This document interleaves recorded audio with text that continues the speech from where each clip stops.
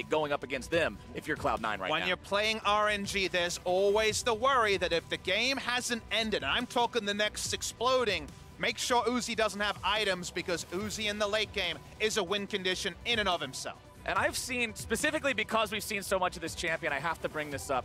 Uzi specifically on Kai'Sa, if we see that pick, some of his games seem like he is just an AI from 1,000 years in the future made to play Kai'Sa. He is so damn good on this champion. I mean, you give the best late game AD carry right now to the best player at playing late game team fights, you're probably gonna get a really good Kai'Sa performance. But the insane thing is, if you do ban away the Kai'Sa, you know he has the Xayah, the Vayne situationally to pair up with it. And if you do give him the Kai'Sa, at least it extends that early game window where you can make RNG bleed. They are not immortal in the early game. So a lot of teams, they leave it open, they take, and it just, you see the Draven ban coming in here. Cloud9 have shown it. You can try to beat up on Kai'Sa early and find a big enough lead to actually take away a best of one. Like seeing the respectful ban come out there from RNG to try to shut that strategy down a little bit. Akali will be banned away, the final ban here for Cloud9, along with Tahm Kench and Irelia.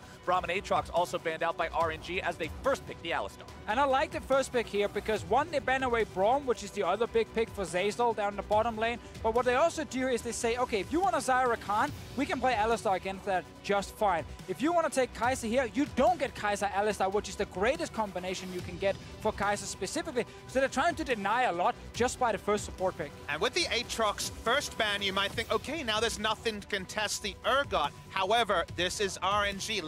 Will usually be on a top lane tank like the Ornn and Sion. Both are available to be first rounded. So you look over the side of C9, they'll still feel good about the Urgot, but they're certainly thinking about prizing away the Kai'Sa, because if you leave it open, you know it's coming in from RNG. And if it's get locked in here, I actually want to see with RNG's AD carry pick, Uzi still plays Caitlyn and can use that to try and be a lane bully, but I think it's risky. I think it's a trap, honestly. I know the theory. You think about Caitlyn and Morgana beating Xayah Rakan back in spring season in NA. Yeah. Every time I've seen Caitlyn locked into the matchup, it's done okay in the early game. It hasn't been able to punish enough, and eventually the Kai'Sa comes online. So I've seen teams not be able to recreate the 2017 Worlds meta, where fast push Caitlyn was dominating against Ardent Sensor.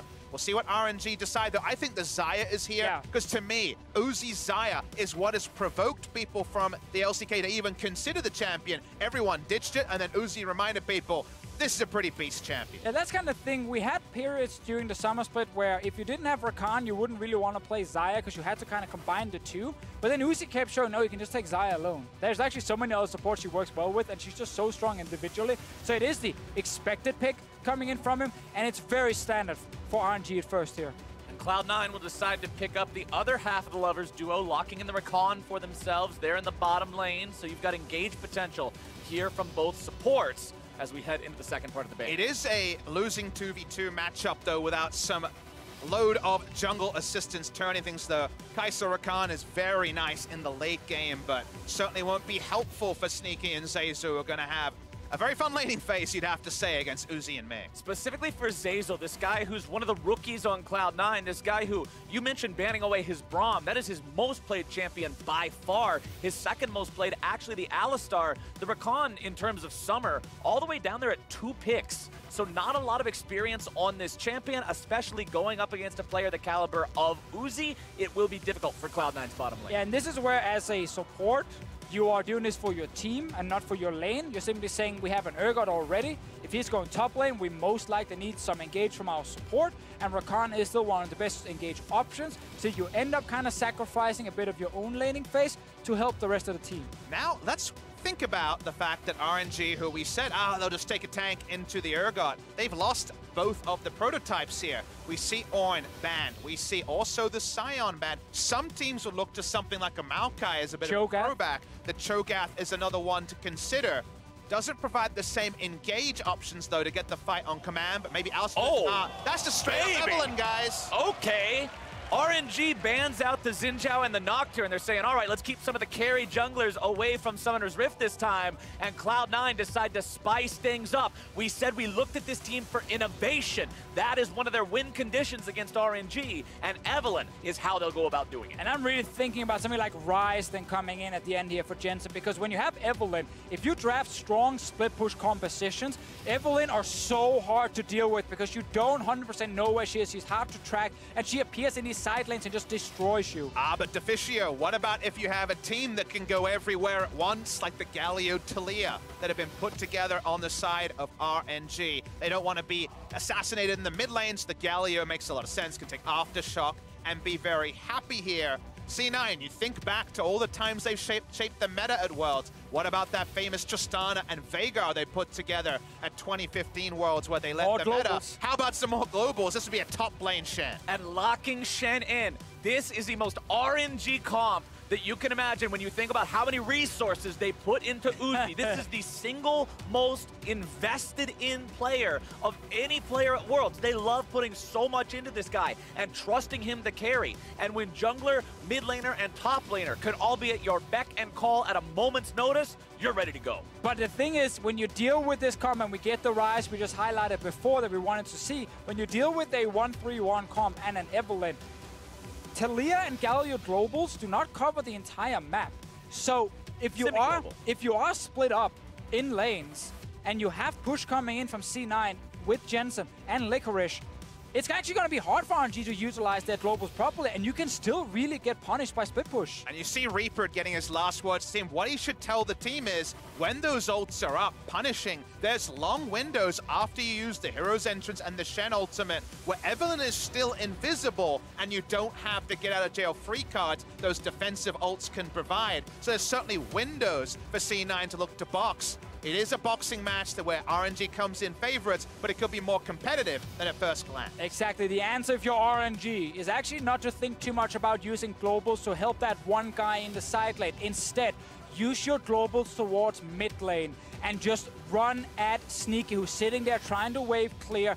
Alistar engaged with the Galio follow-up. That will kill most AD carries, and RNG have the tools to constantly force the team fight because they don't want to deal too much with this split push. And forcing the team fight, I mean, this is RNG. This is a team that is one of the best, if not the single best team fighting team in the world. They make things happen in those situations. I respect Cloud9 for drafting this comp specifically to try to avoid that. Go 1-3-1, use the Evelynn, set up picks. Don't team fight against Uzi with this much protection. But if RNG can make their plan happen, it will be hard to stand against it for Cloud9. As if this game is an ordered one, Evelynn won't be able to find inroads, but if things start to go and the map tends to be spread, that's where Evelynn can profit. We're on to Summoner's Rift now. It's game number 5 of the day. Cloud9 in the red, running out of the base now on your screen, going up against RNG in the blue, one of the favorite teams coming into the main stage competition here at Worlds 2018, as they'll meet in the middle as per usual, just drawing those battle lines. And let's just zoom in at Svenskeren, on Svenskeren and his Evelynn pick right here. We actually got to see it once during the European playoffs. Maxor tried to pull it out. Early game, it doesn't do anything. No. You need your level 6, first of all, before you actually get any sort of useful tools like your ulti and your stealth coming in.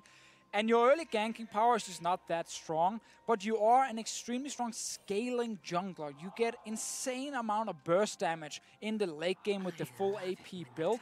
And she's one of these junglers in solo queue that are super annoying because if she gets a couple of kills, she starts one-shotting your backline. And that's what we're looking for. It's chaos if you are C9. It's an Urgot in the middle of everyone. It's a flanking Evelynn destroying Uzi.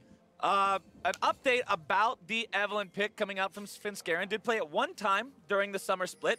Had a KDA of 1.0. The game was a loss to the Golden Guardians when Cloud9 was in their rough part of the split. But as you mentioned earlier, Papa Smithy, they had a massive transformation in terms of how well they were playing throughout summer. And now that they've managed to get things together, they seem like an entirely different team. We'll see if the pick seems entirely different as well. I think the truth is really onto the side of what Deficio was alluding to, in that the game looks like solo queue. Evelynn is going to be a very profitable pick, but if it just becomes safe wave, if it just becomes the need to flank such an impressively big front line from RNG, access to Uzi seems impossible as the game goes on, because he's going to be bringing plenty of friends along wherever he goes. And this is the power of unique picks in best of one. You can really try and surprise the other teams. We just had Heimerdinger last game from Yanen. Afrika didn't know what to do against it. The Evelyn pick can try and do somewhat the same here for C9, where that is actually what stops RNG from playing their normal style, stops RNG from getting to big late game team fights, and then C9 will not have a chance. Here in the early game, Kasa invades, and he knows he's Talia. Enemy is an Evelyn. There is absolutely no way the Svenskeren can actually kill Kasa right you can't now. lose that. You're not going to lose that with the Talia, so invade is the easy call there, as Svenskeren will move into the enemy jungle, likely predicting the fact that Talia will not be afraid of finding him at all, instead decides to steal the blue buff back, as Ming finds some damage down on the Sneaky here in the bottom lane. And as expected, it's Cloud9 on the back foot in bottom lane early, as Karsa's going to be spotted out here. Could be in some danger, does smite the Gromp away, but now the cavalry has arrived here. RNG makes sure they can get their jungler out. Karsa forced to blow the flash as he escapes there, but it was the ignite and flash from Sneaky, and Zeyzal expended as well. Some fun trading places action happening there as Karsa wanted to flash towards his duo. However, he trades flashes with the enemy Kai'Sa, and that means it's going to be so hard for Sneaky to walk up, because not just feathers you have to respect, it's a flash headbutt pull from Ming as well. So there's actually very little terrain where Sneaky can happily walk up unless he's actually in turret range on his defensive side of the lane. This is one of those situations Cloud9 will become very familiar with the sights, smells, and general atmosphere underneath their turret. Svenskeren moves towards mid lane to try to set something up onto Xiao Hu, but This one thing he wants to show is love. yeah, Just put the heart up there. Charm doesn't really do much if you don't have time to proc the second part of it there after setting the mark down, so that won't do a whole lot just yet. As Licorice tries to go in onto Let Me here early, gets a good trade onto that Shen with the Urgot, and that's what we want to see out of Licorice. This is a guy who has been very reliable for Cloud9 throughout a split where they swapped out everybody else on the roster at least once. He's been the rock for this team, and they've put a lot of faith in him. I mean, he's the NA hope in the top lane, 100%. He's had a great year so far. He's only getting better and better while still being so young. Great to see him here at Worlds, but it really fits the narrative of the two top laners that we actually get Urgot, more of a carry top for Licorice, and we get Shen, who's just gonna sit there and get shot in the face 24/7 and wait for Uzi to say, come ult me now, by the way, and then Let Me will go down to that bottom lane and make something happen with his team. But after absorbing the bans, they gave up a champion that can match the wave clear and not die. They only get the secondary part here. As he does get pushed in, he has very little lane priority, and it does mean Evelyn can play top side of the map and have very little worries about Let Me being there short of investing his entire ultimate to make it happen.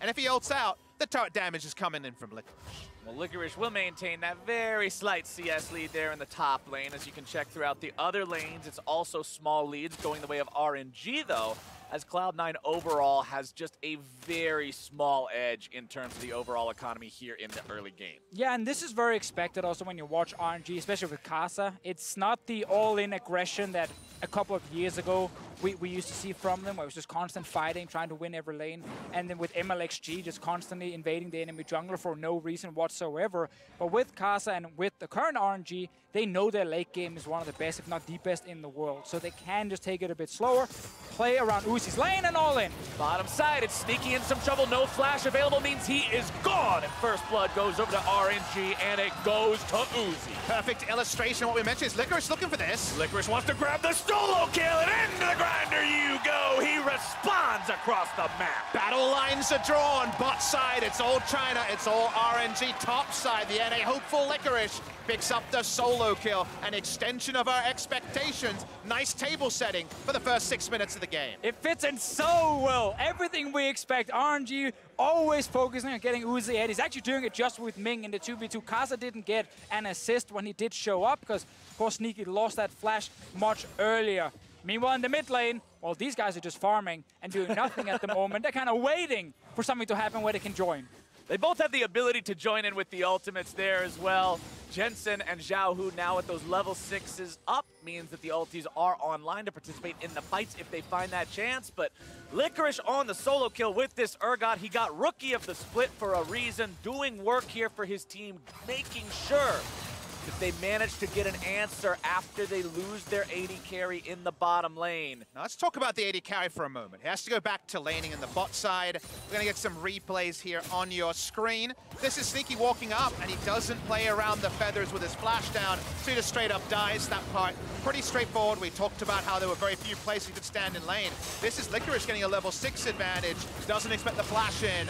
Be it beyond death. One thing I want to get to, though, and I want to get your idea on this, Martin Deficio. What about just sending Sneaky topside to try to crash down Shen's turret? He doesn't do so well there, and Sneaky's in trouble. Speaking of crashing down, it's Xiaohu with a surprise delivery of pain for Sneaky. RNG find themselves kill number 2. At some point, you're gonna probably have to do it, or you just lose bot lane turret for nothing. But you obviously want to abuse the 1v1 lane for Licorice as long as possible as well. So I feel like at this point, Sneaky and Zeyzal might just have to suck it up. Thought about attacking that global as mid lane. Jensen stopping Xiaohu from getting himself away. Xiaohu has flash available here now. RNG bringing in some backup with Karsa. They'll get themselves away for now. The charm comes out. Xiaohu going to be in some trouble. Nearly executed. Damage comes down, but it's not going to be enough. Tragedy for Cloud9 as they can't find the first kill. But Ming's going to be the consolation prize.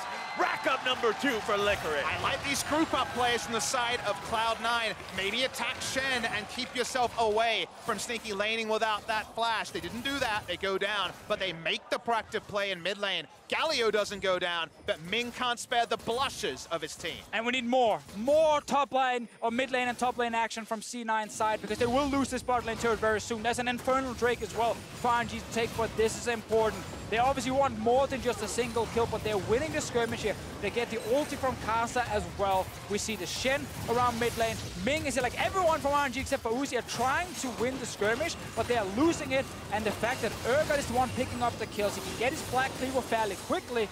Shen will not be able to do a damn thing. They need this Urgot to be so far ahead because bottom lane just keeps finding trouble after trouble.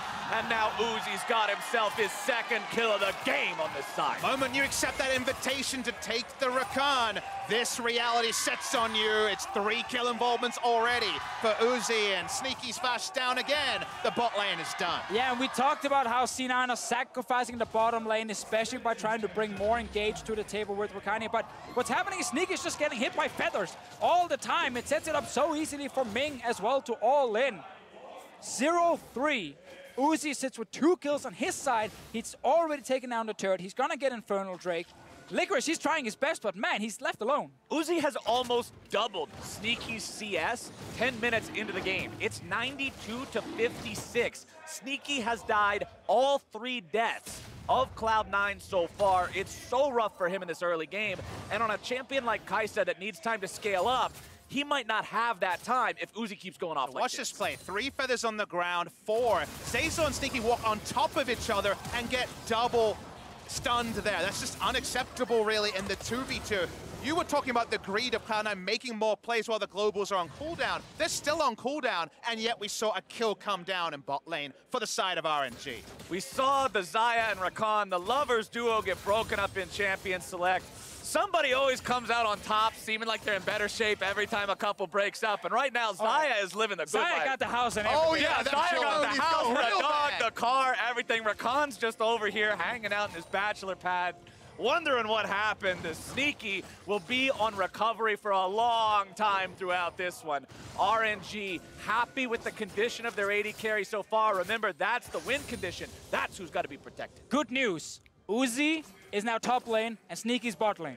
So Okay. he will not die to Uzi for Okay. at least a couple of minutes. Let's see what can happen up here. C9 with the very strong Urgot. I don't know. Yeah, Sunshine is around. Bad news, though. Seems like Kai'Sa got the Stormrazor in the divorce, and there's nothing on the other side. For Sneaky, he's not there, of course. He's So walking Xayah up, got though. the Stormrazor. Yes. Yeah, Xayah got the Stormrazor. She got the Stormrazor. She's Xayah doing also real good. kept all the friends because Shen ulti and Galio ulti is now available. They're also going to join the party if anything is happening. So it's going to be pretty rough to shut down Uzi at this point. You actually want to get Licorice in the 1v1 lane against Let Me again. But then they're losing Rift Health if they do that. So it's just super rough. They're wasting his time as well. Licorice with the 2 kills is milling around the map because he wants to find only one person. RNG happy to play in multiples. We see the push through mid lane. Here is Licorice, though. They're trying something. Xiaohu tries to get himself away, is going to be charmed up. They've already found the Urgot ulti. Take him down to 25%, and he's going to be grinded up yet again. Licorice goes on a killing spree and tries to keep Cloud9 going even further. It keeps happening. C9 finding kills around the mid lane. Ming is behind him. He's all alone at the moment, just zoning them away. But Shen ulti is available in case something happens. Meanwhile, Sneaky is actually getting quite some time to just push in the bottom lane. And Xayah is solo taking down another turret. The gold numbers here for Uzi versus Sneaky are going to be very one-sided. Karsa comes to mid lane. He has that Rift Arrow, won't be plonking it down just yet. I do like the fact that C9 are trying things. We already set the table earlier and said this eventually becomes a teamfight comp for RNG. Eventually it's much earlier when Uzi is this big and has so much gold, and C9 just have to keep hitting and hoping at 12 minutes into the game. Svenskeren wisely staying the hell away from his red buff there, recognizing that RNG had control over that quadrant of the map and were likely waiting, having already stolen it. They were, so he keeps himself out of that kind of danger for now, but it's still a 2,000 gold lead for RNG, despite the kills being even. They've still got the Infernal Drake there for the scaling. They've still got the 2 turrets to 0 advantage in terms of overall map control with that Rift Herald in Karsa's inventory. We said we looked at the early game as a point that Cloud9 could try to exploit and take over to find a win here against RNG, but so far, the early game has gone the way of the LPL representative. Yeah, and of course now with C9's composition, we said this in draft as well, like they are looking to become split pushers with Ryze and with the Urgot. Then you have Evelyn always hiding towards one of the side lanes and surprising an RNG member when he's trying to farm maybe under his turret or trying to push out a lane. The problem is, now that you're losing so hard, 80 carry versus 80 carry, you're never getting mid lane control if you're C9. And that's actually one of the most important things. If you want to split push, you must control mid, so the enemy team can't just move down behind you and kill your split pushers. And even simpler, you give up a Rift Herald, you give up Drake control, and then Evelyn is reacting to things. She's not making things happen. She's trying to spare blushes. She's now just trying to shadow Sneaky in the top side as he finally finds some solo time. And Evelyn is just traditionally one of these champions, gentlemen, that feels so much weaker when she's on the back foot. When you're not constantly making your opponents guess, oh, where is she? Oh, we're afraid. And now she's going to be caught out and immediately just destroyed by Ming and Karsa together. The Evelyn, not a champion that can survive that sort of an ambush. I mean, you're hitting the point in the game already where you can't go into the river because you don't have anyone mid lane. Like, at any point, C9 will just sit with no one there, and RNG will have jungler, support, and AD carry. They're going bot lane. Oh, they're trying to collapse now on the rest of Cloud9. Good escape there, using the Realm Warp. Jensen, quick thinking, gets him and Licorice away. And Licorice flashes into the Realm Warp to get the escape. A single flash wasn't going to be enough. 4 members coming to take him down. It's a nice creative play there, but it doesn't get them anything. It just spares losing something further to RNG. One thing I want to point out that I'm seeing in the inventories right now, an early stopwatch for Licorice. He wants to make sure he can go into these fights, activate the Purge, fire off as many shotgun knees as he can get, and still keep himself alive. He recognizes he is so critical for Cloud9 to win any sort of an engagement at this point in time that he needs to just maximize any chance he can get for that damage, because RNG is frightening. QSS also on to Uzi. Remember, if you pop that after the Urgot chains have already attached to you, not when the harpoon is stuck in your butt, but once you've got the chains, that means that you will avoid the execution. You paint a beautiful picture there, Captain. I'm all about the mental imagery, my friend. That is where Cloud9 are trying to find themselves a victory. Somehow get their way onto Uzi, but there's no way to do that, so you've got to play the split push game, like you already mentioned. Exactly, and I think we should highlight a difference in terms of top lane split pushes compared to last game where we had the Camille from Wonder's side. Camille was the one who could destroy turrets very quickly and just kind of bulldoze down 2 to 3 objectives, and if you leave her alone, you might lose an inhib. Urgot is a much slower turret taker. Like, he's a very strong 1v1 duelist, and he's gonna be very good when Evelyn shows up as well to set up, you know, a knockback into a kill. But it's not the same where if you leave him alone in the side lane, he will take your entire base. It is still a continuum, though. You have Camille right at the top. You do have Urgot above the middle because his W allows him to shred turrets, so he's not a pure tank, but he doesn't itemize further AD than just the Black Cleaver. So yes, compared to the Camille, the pace expectation there is small.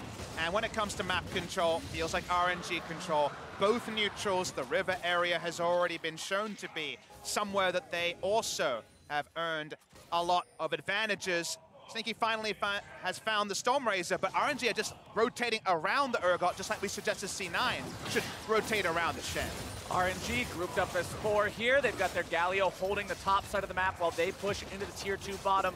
Another minion wave and not enough Cloud9 members nearby means they're able to secure this one for themselves. Cloud9 investing into maybe making something happen topside, but RNG says, okay, invest into topside.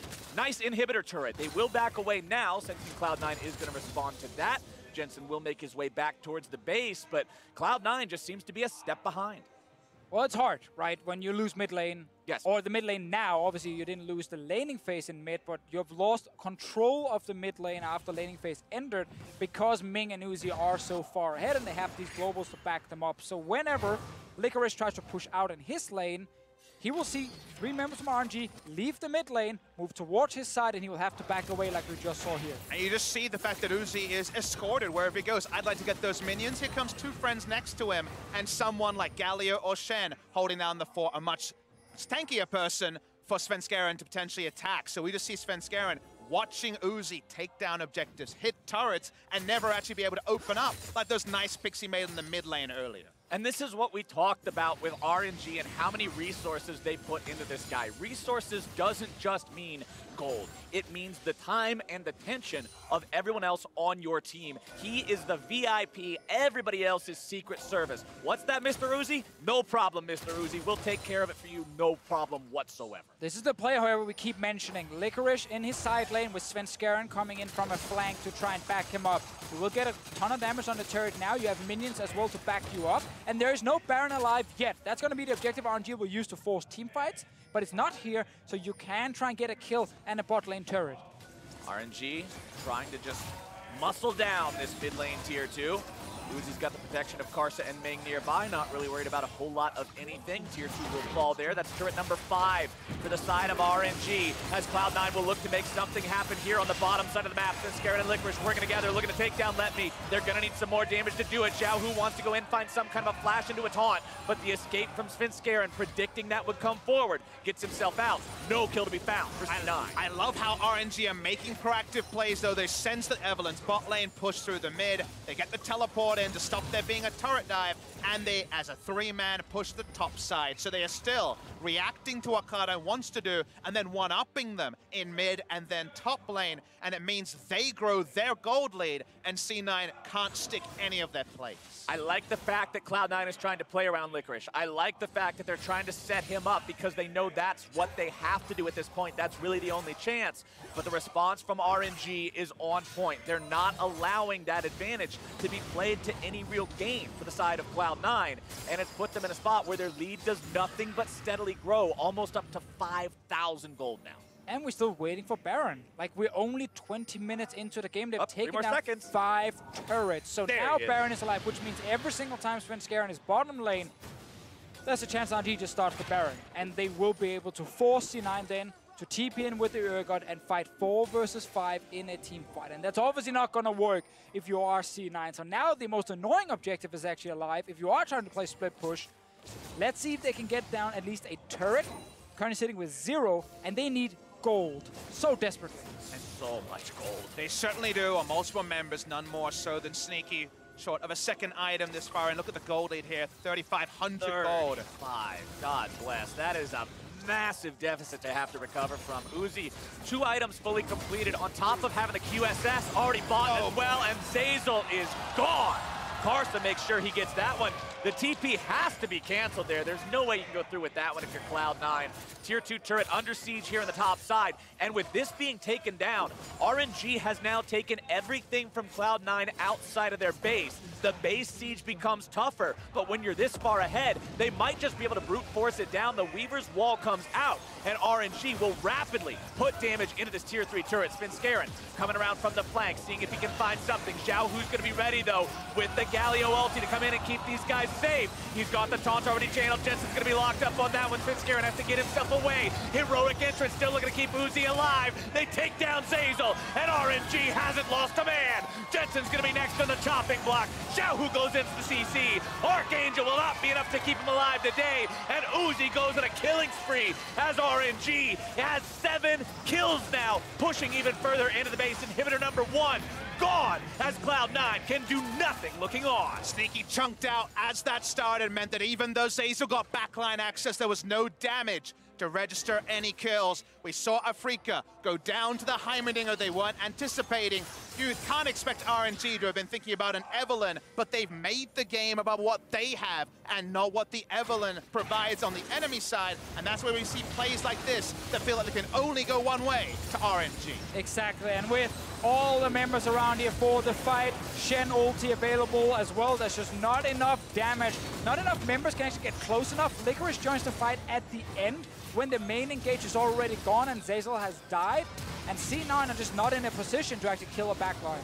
Licorice joins the fight at the end, and as the fight breaks out and Zeyzal goes in, Sneaky is sub 300 HP. Yep. He cannot go in on the Kai'Sa, he cannot provide the damage, and Cloud9 has no chance in that fight. Down 7,000 gold and an inhibitor now. It's becoming almost impossible for them to make any kind of a play to get back into this, barring a mistake from RNG that they can punish. And RNG in the late game can once again just rely on team fighting. Like, yes. They don't have to make any fancy plays. What we have seen so far, however, the first pick, Alistar, has been so key here. Ming has played fantastic, and the setups with Alistar plus Talia are just so good. If you step forward, you can come up by Alistar into knockback from Kai'Sa, and you're just dead. It's happened multiple times already to C9, and it means they can never face check anything. They have no way of actually getting close without risking dying. Cloud9 will continue trying to hold the line here against the RNG aggression. But RNG's holding on to everything across the map so far. Svenskeren looking to find some kind of a pincer attack. Will be spotted out there by the control ward. RNG's aware of what Cloud9 is trying to set up, but they're in such a good spot, they don't even care. Weaver's wall comes out. Licorice is going to be the only person walled off by that one. RNG decided to focus on the turret here to start off the fight, backing themselves away. Xiaohu channeling the taunt, making sure Svenskeren can't get in, and RNG will fall back. Playing around their control ward line, knowing that Evelyn would arrive. They see Jensen top side so they can continue to push. They want to break the base on the bot side. Maybe this next minion wave will be the time. You've got to be so ready for this if you're Cloud9. As soon as that turret drops, these guys can go in at any point. Licorice on the front line, and Zeyzal looking to make the initiation with the quickness. Going to be taken very low, getting himself away. Svenskeren already having to pop the ult. Ming taken below half. Karsa also having to skirt around the back lines now. RNG have not won the fight just yet, but they take down Jensen. And Uzi goes on a rampage. Licorice has to flash away as well now, too. C9 completely disengaged. No chance to make that fight happen. They try again, they use the Rakan to engage, but they simply cannot get in and stick to the squishies. Kai'Sa keeps walking out after he drops low, and RNG is waiting for a moment to turn and then kill someone. And now the knockup on Svenskeren, going to be taking him low. Ming's also down critical HP, but Licorice has been shut down. That one's going to be big for RNG, and with Zeyzal also out, this could very well be the end of the game. Nexus turret number 1 under siege. They found the damage onto Sneaky. No chance to even participate in League of Legends this game, as RNG, 25 minutes in, will find the Nexus and find the win. It's games like this that remind you that RNG are this overwhelming favorite in Worlds 2018. They saw the Evelyn, they dispatched it. Everything they did was ordered around playing to their win condition and minimizing any of the disarray. This was as far away from a solo QS game that Evelyn does well in than you could ever ask for. Beautiful stuff from RNG. And again, I applaud Cloud9 for trying to play around the RNG strength of team fighting. Set up the 1-3-1, have the Evelyn available in the flanks to make it happen, but RNG had the answer, and they played a cleaner game. Yeah, and I mean, the bot lane, the difference was just so huge. C9, they went in with a very weak 2v2 lane in the drafting phase, picking a Rakan next to a Kai'Sa. It's never gonna do a thing. And then it's also against Uzi and Ming. Uzi landed so many easy feather setups onto Sneaky that then allowed Ming to combo right after and killing this Kai'Sa 3 times in the early game. Yes, he lost the flash because they tried to stop Kai'Sa from getting a grump, but it was just completely downhill, and that made the big difference. Evelyn never got a chance to actually do anything in the game because the bot lane just lost too hard. Well, to get more insight on RNG's win, let's head over to the State Farm Analyst Desk. Thank you very much, Captain Flowers. RNG saw a dominant game out of G2, decided to say, we could do you one better, come out here and absolutely smash Cloud9. And so I want to return to an earlier discussion we had. KT, RNG, or the field? Who do you take? Spawn. Yeah. I take the field. I'm standing by my shoulder. We haven't seen Gen G play yet, you know, defending world champions. Made it to a couple of finals, but that is a scary lineup. RNG really showed up today, and I'm still standing by KT. You never overreact after one game of League of Legends, but this was a game. And here's the thing, RNG, this team is tired. They've gone to every single event. They also attended Asia Games with a big portion of their roster. Uzi stayed around for the regional qualifiers. He had to accept an award there. And so I thought for sure that RNG, that this would be the best chance to beat them, that maybe they'd have another slow start like they did at MSI, maybe take a bit of a breather or a bit of a mini vacation before attending Worlds, but they just picked up right where they left off at the LPL playoffs, and that's what's terrifying to me. You understand that you're supposed to save the excuses for when they drop their game, right, Froster? And you don't give them after the first win. Imagine if No they would have done it the good times. I just think that this is a lineup that multiple players generate their own lead. Kasa is capable of generating his lead. You can see Uzi generates his own lead. Ming can do it as well. And that becomes very scary when they start, you know, teaming up, getting on the map at the same time and just dragging you everywhere. I mean, there's not much else to say apart from the fact that this was just dominant on the bottom side of the map. Uzi's gold leads at 10, 15, and 20 are larger than almost any other team's gold lead at those moments. He got solo turret gold on the bot lane. He got solo turret gold on the top lane. He was 3 kills early on in the game. At one point, Uzi had 4,500 gold when Sneaky had 2,500 gold. Yeah. And it was a 2,000 gold lead. It's insane. And I mean, Xiao stole one of his kills in the bottom lane. That was Uzi's kill. What is he doing down there? It's well, I actually really like the point that you brought up when we were watching the game, which is talking about, you know, how do you decide to attack Uzi? Because again, if we look at the blueprint, when RNG did fall, especially in groups back at MSI, it was TL deciding to go toe-to-toe and to try to find a lane priority. And if you leave Kai'Sa open, yeah, that sounds so detrimental, but that might actually be the best way, because then at least you don't have a dominant lane phase. And this is what I keep saying. Kai'Sa has a very expensive build. She has a lot of flexibility when she gets to her items, but if you keep her at the 2-item mark, you can have very good laning phases. We keep talking about things like the Varus, things like the Ashe, that you can throw it, outrange it, and has similar utility throughout the mid-game as some of the power picks. Hell, even pick Ezreal into it and throw that curveball. I just don't think that you can go toe-to-toe to this guy, and you're like, I'm going to outscale you. Right. That doesn't sound right to me if you're sneaky. No, and not in the face of Uzi, of all players, right? MasterCard player of the game this time around for Uzi. Of course, when you build a 2K gold lead at 10 minutes, no surprise, you're going to pick up this honors. But I have to bring something up. We almost scoffed a little bit at the Draven ban thrown forward by RNG. And while, yes, that may be a little bit, you know, you could argue that's too much respect given to Sneaky. It's an interesting thought that to say, hey, we're not going to give you your one opportunity to win the lane against us. And it was also the priority pick of the Alistar when we've seen other teams go for the blind pick of the Xayah, because they know that Uzi's their ADC, that he has multiple picks that he can play and just dominate the lane phase. So it was very clear that with a Braum, a Draven, and an Alistar priority, that RNG were like, no, we are going to win the bot lane. Yeah, and I think they win both sides of the early-late matchup. If Uzi has the early game carry, he'll smash you before you have a chance. And if he has a late game carry, he's going to go even until he smashes you later. That's why they've won Spring Split, Summer Split, MSI, Rift Rivals, Asia Games with Uzi, because no one has been able to solve that problem this year, and he is having a legendary season. Very much so, and there is loads of experience on this team behind him. We talk about Ming, you talk about Let Me, and the prowess of some of these guys, but what I want to talk about is how C9 played into these dudes, because on the opposite side, you have rookies in Licorice, you have rookies in Zeyzal. Blabber hasn't made it to the stage yet, but how do we feel about the way that C9 stacked up against the front runner, the favorite of the tournament by many people's standards? I think there's windows. I mean, you point to Licorice, he's able to get himself a solo kill. He did have pressure in some of the lanes. I think you also have to say that, you know, potentially Zeyzal got banned out of a couple of his very good champions, so he's not going to have that laning phase, and he had a lot of pressure from Kai'Sa. They did have a collapse onto the Gromp. You know, the right ideas are there for the team, but once again, you're going up against the best of the world. This is a flexible RNG as well, when in the past they have been a linear RNG. So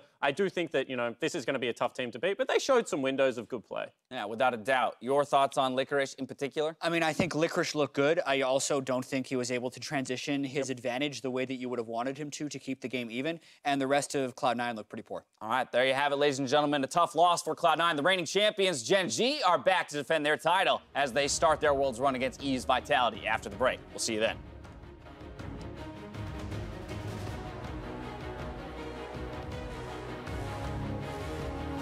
Sneaky in some trouble. No flash available means he is gone. And first blood goes over to RNG, and it goes to Uzi. Perfect illustration of what we mentioned is Licorice looking for this. Licorice wants to grab the solo kill, and into the grinder you go. Tragedy for Cloud9 as they can't find the first kill, but Ming's going to be the consolation prize.